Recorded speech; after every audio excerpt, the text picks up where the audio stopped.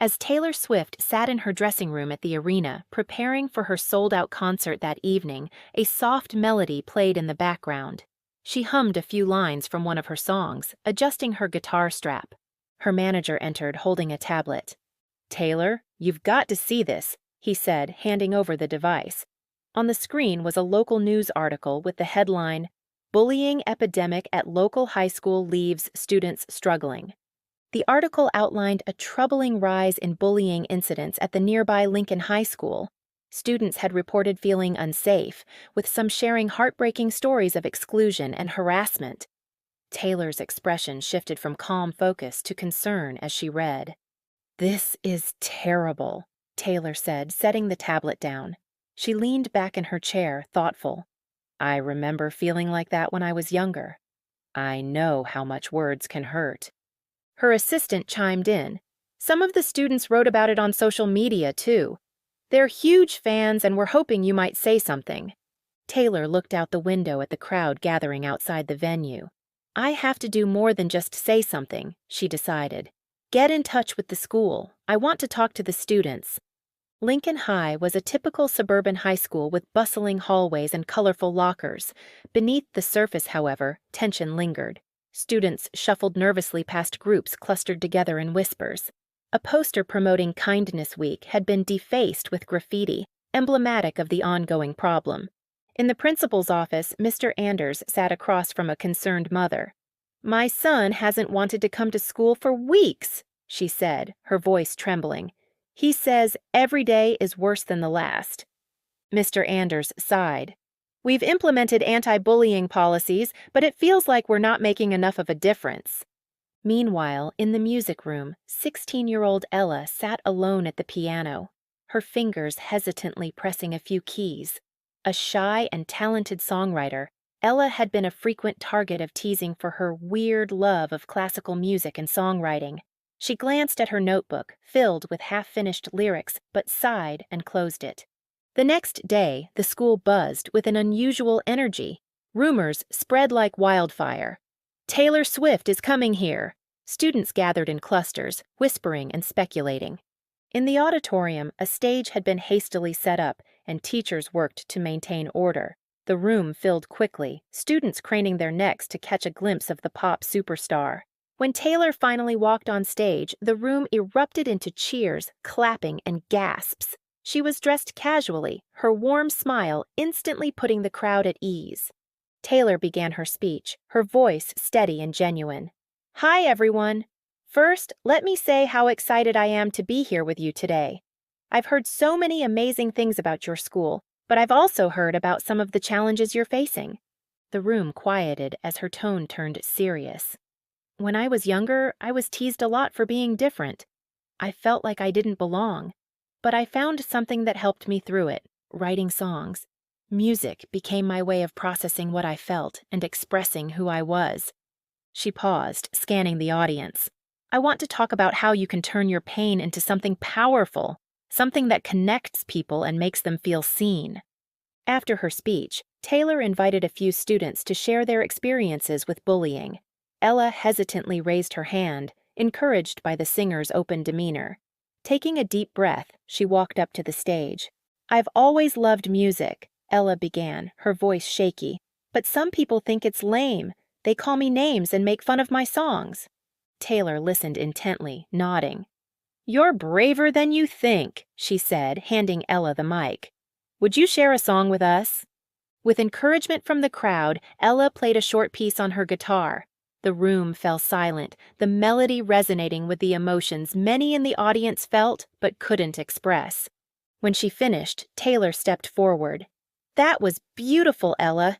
You just turned something painful into something inspiring. What if we all did that together?" The students looked at each other, intrigued. Taylor continued, "I want us to create something, a song, a campaign, something that shows the world that this school stands against bullying.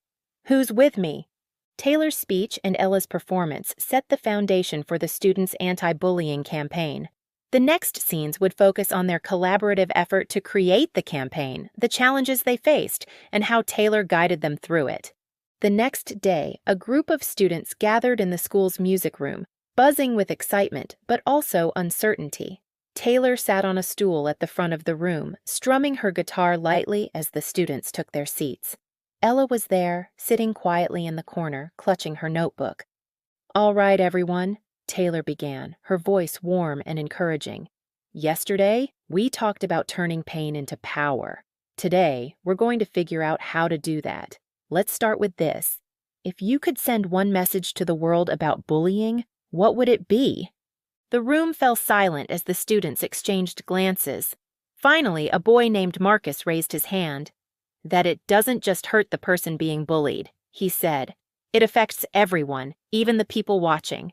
Another student, a girl named Lena, added, "I'd want people to know that kindness can be just as contagious as bullying. You just have to make it louder." Taylor smiled. "These are great ideas. What if we turn them into lyrics? Let's write a song that spreads your message." The students began brainstorming ideas, with Taylor guiding the discussion. She encouraged them to draw from their personal experiences, reminding them that authenticity was key. Slowly, a chorus began to take shape, and Ella shyly offered one of her lines. "Your words are louder than you know." "That's beautiful," Taylor said, nodding. "Let's build on that." Not everyone was thrilled about the anti-bullying campaign. During lunch, a group of students scoffed at the posters being put up around the school. "A song isn't going to change anything," one of them muttered as they tore a poster down. Ella, passing by, saw the torn poster and felt her confidence falter. Later, she approached Taylor as they worked on the song in the music room. "What if this doesn't make a difference?" Ella asked, her voice trembling. "What if no one cares?" Taylor paused her strumming and looked at Ella with a thoughtful expression. "When I first started writing music, I thought the same thing," she said. "But then I realized that even if one person hears your message and feels less alone, it's worth it. Sometimes change starts small, and that's okay." Encouraged by Taylor's words, Ella stayed to work on the song, her confidence slowly. As the week went on, the students worked tirelessly on their campaign, now called Harmony for All. In addition to writing the song, they planned a music video featuring students from different grades sharing their experiences with bullying. Taylor helped them set up a recording session in the school's auditorium. The students took turns singing verses and playing instruments, their nervousness giving way to excitement as the song began to come together. Behind the scenes, teachers and parents pitched in to help with costumes, props, and editing the video. Even students who had initially been skeptical started showing interest, offering to help with filming or spreading the word online. The campaign gained momentum, with the hashtag #HarmonyForAll trending among students in neighboring schools. Clips of the recording process were shared on social media, drawing attention from local news outlets. On the night of Taylor's concert, the students were invited to perform their song as an opening act. The arena was packed, with thousands of fans cheering as the group took the stage. Ella stepped forward to introduce the song, her hands trembling slightly as she held the microphone. "This song is for anyone who's ever felt like they didn't belong," she said. "It's for everyone who's been hurt by words but found the strength to rise above them." As the first notes of the song filled the arena, the audience fell silent, captivated by the raw emotion in the students' voices. When the song ended, the crowd erupted into applause, many holding up their phones with messages of support displayed on their screens. Taylor joined the students on stage, beaming with pride. "This is what happens when we come together," she said to the audience. "Let's keep this message going." The next morning, clips of the performance were trending online.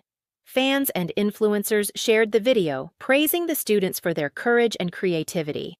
News outlets picked up the story, calling it a powerful anthem against bullying.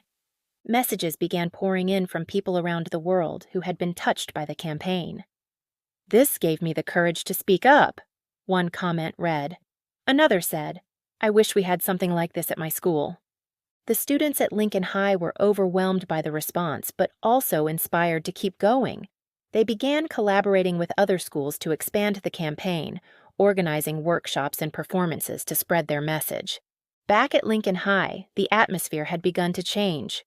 Peer support groups were formed, and students started holding weekly jam sessions in the music room, using creativity as a way to connect and heal. Taylor, preparing to leave the town for her next tour stop, reflected on the experience. "You've done something incredible here," she told the students during a farewell visit. "Never underestimate the power of your voice." As she drove away, she looked at the school's entrance, where a new banner hung proudly. "Harmony for all, where kindness finds its voice."